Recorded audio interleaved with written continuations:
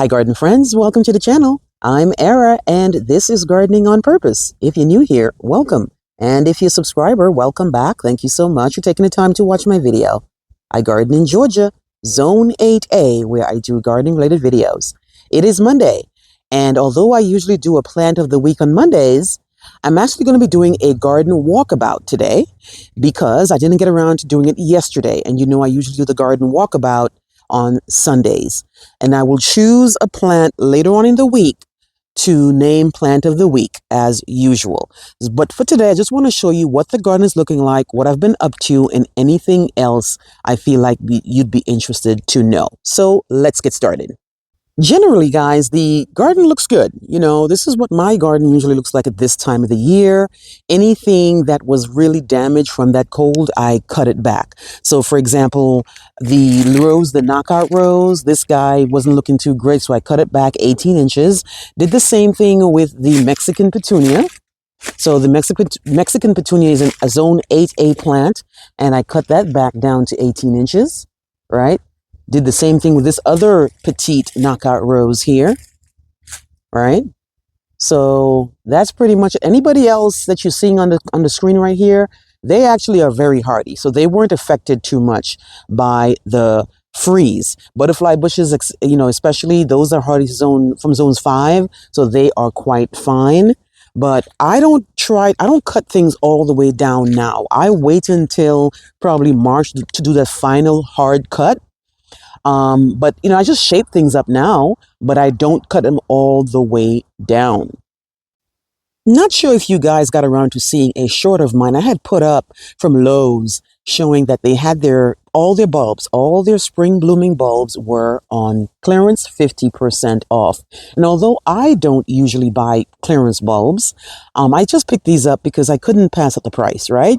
And this is a combination of allium, Dutch iris, I have hyacinths, and I also have daffodils, and I have a few of the tulips. Now, tulips have to be an annual for us. They don't do well without that cold period, and I'm still not going to give them that cold period here, but I will put them in the garage in a container, and my garage stays, you know, around 45 in the winter, so I'm going to see how they do. I just don't have the space to put them in the fridge. I just don't have that extra space, but because it was clearance plans, I don't mind. Let's just see how they do next year. Now, one of the reasons you're going to see I have this chicken wire over it, and if you know, you know, because these critters, they will wreak havoc on these if I don't protect them. I already saw that one of them tried to get in, right?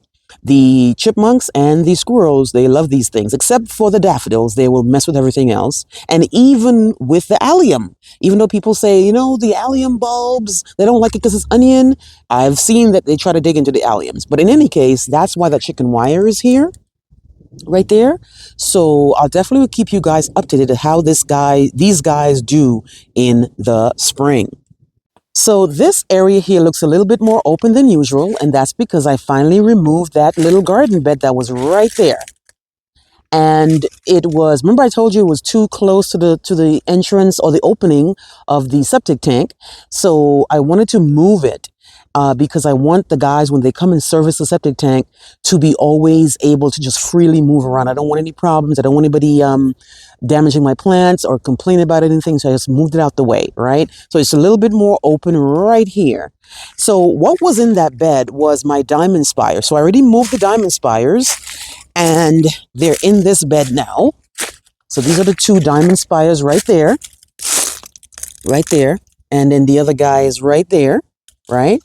And then what was also in that same bed, which again was right here, is the Pearl Glam Beauty Berry, which I've cut back and I put it right there in this other bed, right?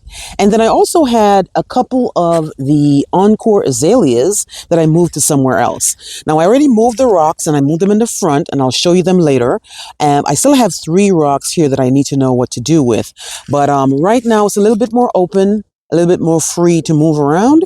And again, definitely more access for the guys when they service. Now my septic tank doesn't need to be serviced really only every 4 years. I plan to do it. I already done it once since I've been here, and I'm going to do it again soon.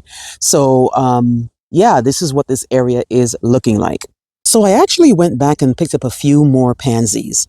Now, there's not a lot of options out here for cool weather plants, but there are options. You know, pansies, violas, Dusty Miller, ornamental cabbage, and kale. So I picked up some pansies. This was an 18 pack for $18, right? And then they have these ornamentals here for $6 each. So I got four. And I actually went and picked up two more of the yellow anise. So these guys are going to go in the front. The yellow anise is going to continue my little shade hedge over by my neighbor.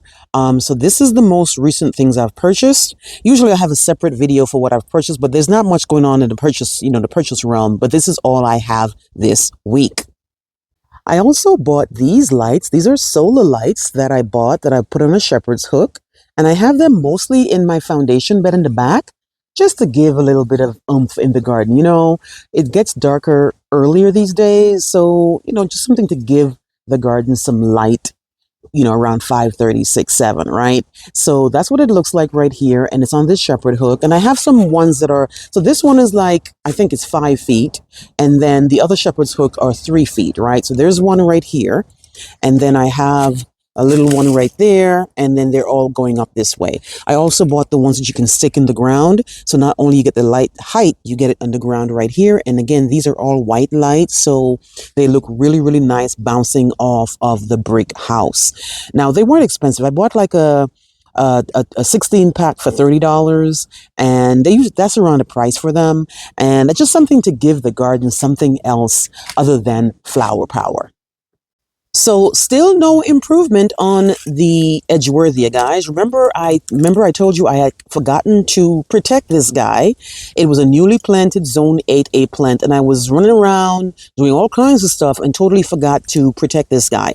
Now, at first, it did have the shriveled leaves, and I would think by now that it would have recovered, but I'm just not liking the way it's looking, and I'm really, really hoping that it is not completely damaged, that it's not going to do well.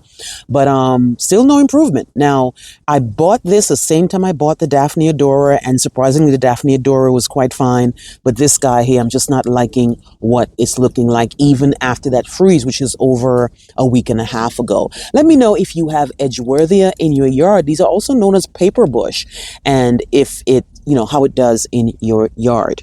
My yard is full of leaves, guys. It's that time of the year when the leaves are falling at a fast pace, and I'm not worried about it. I love leaves, obviously, but anything that's in a bed, it's going to stay in that bed. But anything on the lawn or the grass, we're going to have to chip it up and, give it back to the earth and everything. But this is what my front yard is looking like in regard to the leaves. Okay, so I'm expanding this bed a little bit more. Now, this is in the front on that slope, right? And this bed is full of leaves. You can't really see too much because it's full of leaves. Now, the only thing that's in here really are pansies and cabbage. Everything else is just cardboard and leaves because I'm trying to kill the grass. On top, all the way at the top, right around here, you see some rocks right here? That's from here going backwards is all rocks, because I want when the water runs down, it doesn't erode. It will come through the rocks before it comes through the plants, right? So this bed is full of leaves, and my plan is to put a little bit more pansies in here. Now, the rocks that I just took from that bed in the back that was close to that septic tank, I'm using it to expand it.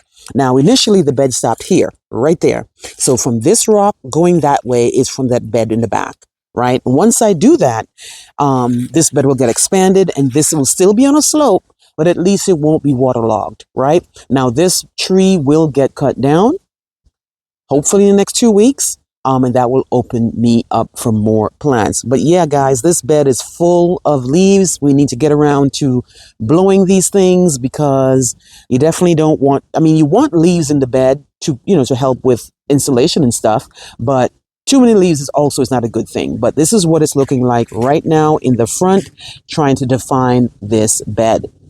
That is pretty much it for me in the garden, guys. Let me know what you think, and let me know how things are going in your garden. Please like, please share, and please subscribe. Remember to hit that notification bell so you can be alerted on all my new videos. I'll see you on the next one. Bye-bye.